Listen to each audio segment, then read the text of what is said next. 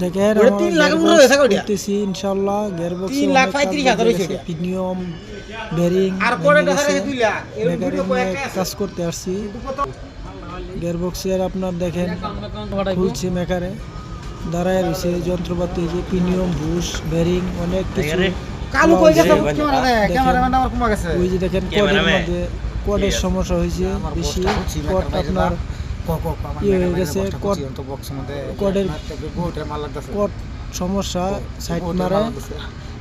কোডে সাইড মারলে আপনার গাড়ি দেখে গেছে যে অ্যাক্সিডেন্টের ভয় থাকে তাই কোড দুদিন ধরে খুলে থেকে গেছে মেশিনটা এখন তো ভালোভাবে